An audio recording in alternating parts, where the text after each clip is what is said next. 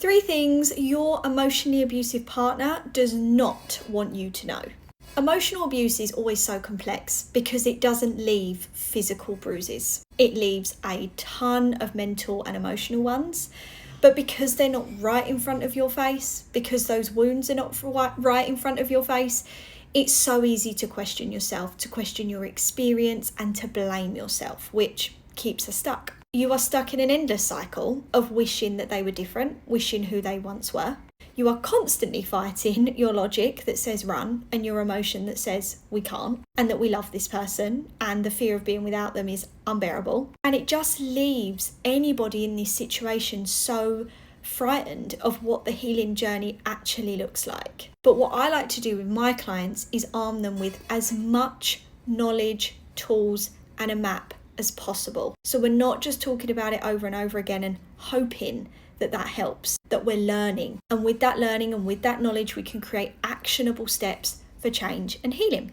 And I always run my clients through what their emotionally abusive partner will not want them to know. Number 1, that you absolutely deserve better and it exists. In any emotionally abusive relationship, they will have put themselves in your mind on a pedestal. They will put themselves up here and you here. They will make you feel like you are damaged, like you are tough to be with, like you are too much of this or too little of that. They will make themselves feel like the Archangel Gabriel, that you are so lucky to have them, that thank God they put up with you and that they're there for you and that they're even still with you. And that you should be clinging on to them for dear life because there's no one out there that's going to put up with you. Wrong. This is all part of the abuse. You will spend so much of your energy to stay with them, which is what they want, that you will have no energy left to leave.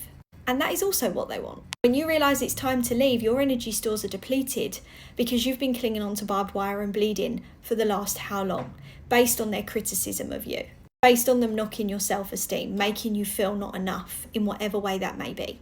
Now, what I have to do with clients is rebuild that energy store. If they come to work with me and they're still in the relationship or they're even freshly out of it, we have to rebuild that battery and we have to change your conditioned belief system because an emotionally abusive person has changed your perception on you, on the world, on the relationship, on your emotions, on your grief journey and on life without them. It sounds a lot, but actually with the right map, it's quite enjoyable.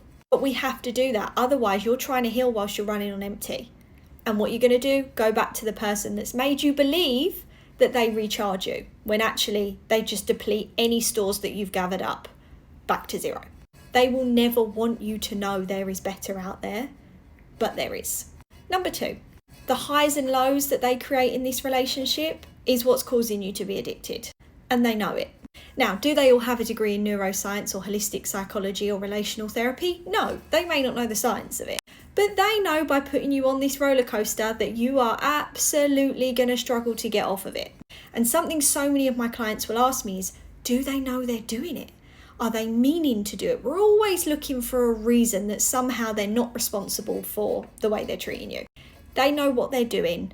This is not their first rodeo. They know those highs and lows keep a person stuck, addicted, craving them even though you know they're not right for you. They know what works, they know what doesn't when it comes to emotional abuse and manipulation. They are not throwing spaghetti at the wall and hoping it sticks. The highs and lows create such an intense dependency that once you come off the high, the low doesn't make you run. Instead, you look for the high.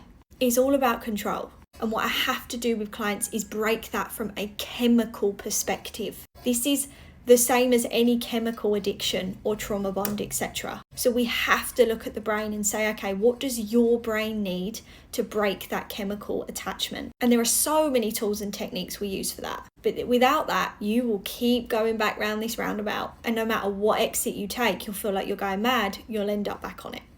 Number 3, that relationships never need to be this painful or difficult.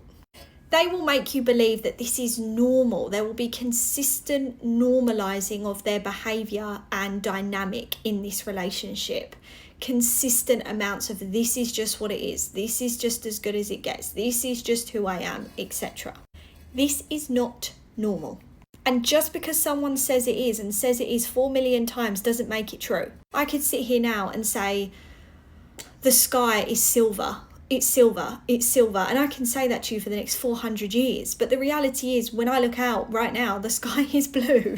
But because they normalize it so much and isolate you so much and convince you that your way of thinking isn't right, you start to believe that this is normal, that they are normal and that you are the problem, and that is not the case. Something I say to every client is that you can heal from this. You can get to a place of indifference where you're happy, where you don't think of them all the time, where it wouldn't matter if they knocked on the door and promised you everything and was that love bombing version they were at the beginning. It will not matter to you.